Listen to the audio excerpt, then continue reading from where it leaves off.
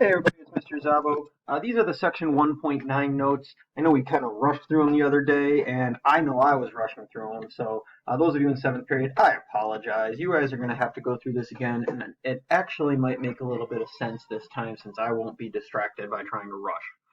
So I did make a few mistakes in that, and I want to make sure I go over them. So let's go back and look at number 1. First, we have to do what I did not do, which is read the directions carefully. Select 3 points at random. What is the probability that at least one will lie on segment SN? So here we know that there are 3 points that do lie on that segment. So there are 3 points that are favorable, but I'm not going to use that word. Okay, which ones lie on it? I know that S, W, and N are the 3 points that would need to be in there. Okay? So those are the 3 points that I guess we can call it are favorable. Well, we are picking 3 random points. The order doesn't matter. So now we've got to think about how many different combinations of 3 points can we pick.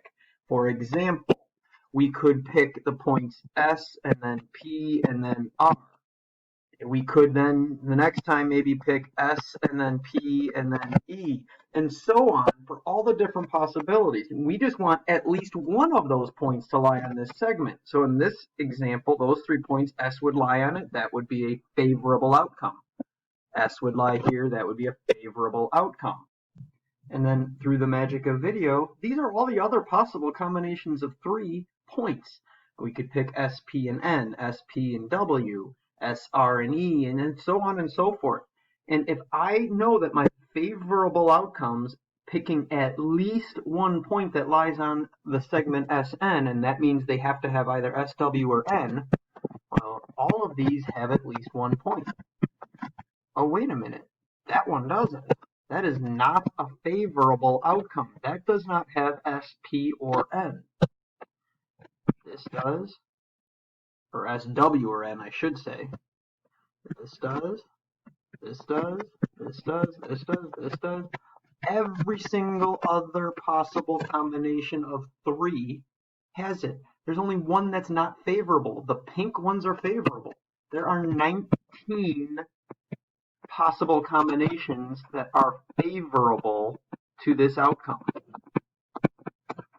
And there are 1, 2, 3, 4, 5, 10, 15, 20 total possible. So the probability, if I pick 3 points at random, that at least one of them is going to be SW or N, is going to be 19 out of 20. Now we could have done that as a combination as well.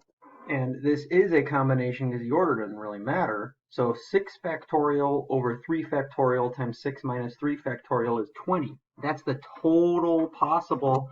That's where the denominator here comes from. 19 is favorable because there's only one that's not favorable. And maybe you can see that in the diagram. There's only one way to pick 3 points where one of them is not SW or N. And that's just picking P, R, or E. And again, the order doesn't really matter. So there's only one choice.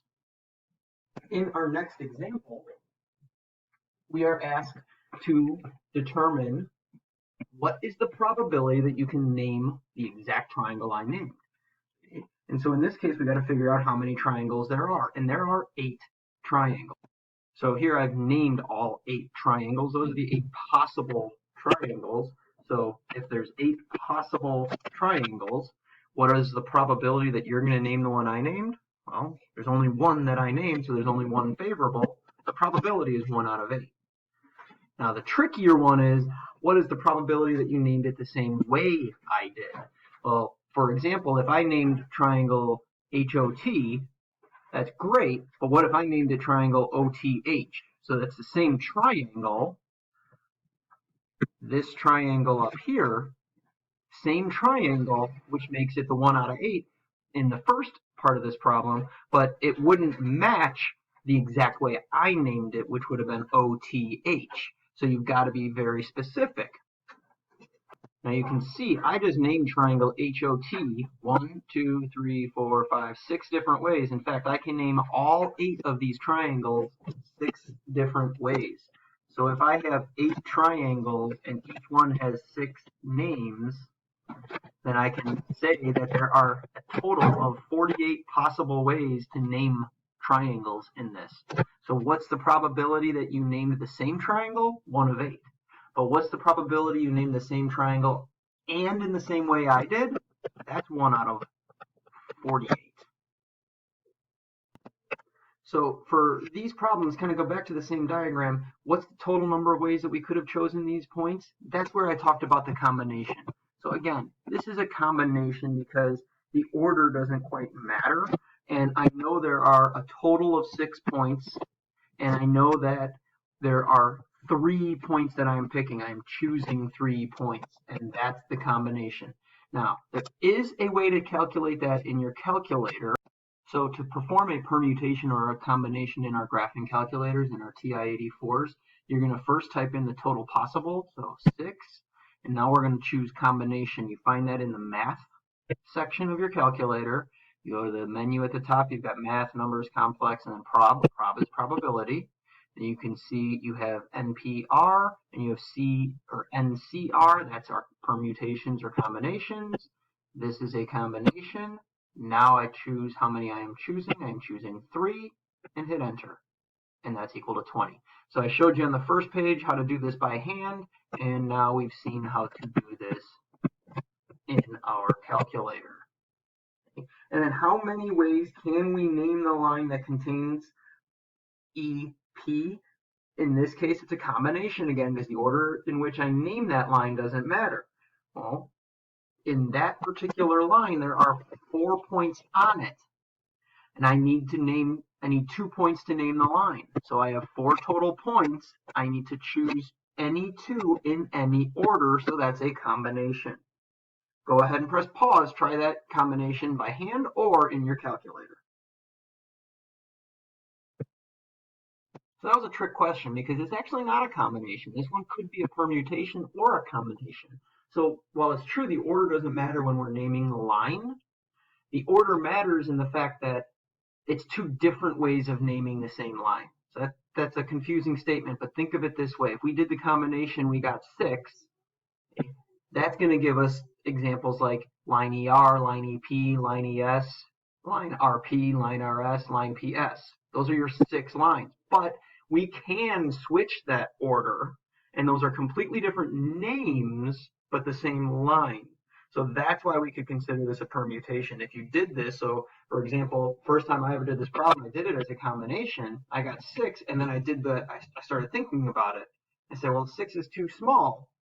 And then we realized why that's too true, and you can just double it. Since there's 2 points that name a line, we can double it to get our 12. All right, now for the last 2 problems in section 1.9, here we're talking about an angle. So if 3 of these 4 points are selected at random, what is the probability that the order selected will correctly name the angle shown? Well, we can write out all the possibilities like we did on the first page, or we can determine whether this is a permutation or a combination. And because we're dealing with an angle, the order does matter. So this is going to be a permutation. We have 4 points, and we have 3 that we have to choose to name an angle. So we either use our calculator or calculate by hand and find that this is a permutation that equals 24. That's the total possible. Now, what are the favorable outcomes? Well, that's one that you might just have to list out.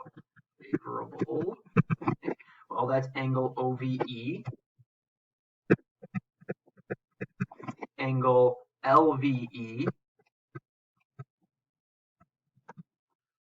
angle EVO, and angle EVL. And those are the only possible ways to name this angle. So with those 3 points, you have to have V as the vertex. So there are 4 favorable outcomes, and there are 24 possible outcomes. So that makes the probability 4 over 24, or 1 over 6. Last but certainly not least, using the points shown below, how many different lines can be drawn if the points are connected two at a time. See if you can come up with an idea or an option on this one. Press pause and try it. Hopefully we got 15 on this. It is a combination because the order does not matter where I start, where I end. And you could have drawn them all out. I tried to color code it. I started at one point. I started at that one with all the blue lines, and I was able to draw one line through each of the other 5 points. But then when I went to the next one, I already had one of the connections. So then there was 4 extra lines, then 3 extra lines, 2 extra lines, and then last that one red line. That's section 1.9, folks. Hope everything makes sense. Come to class ready to ask tons of questions.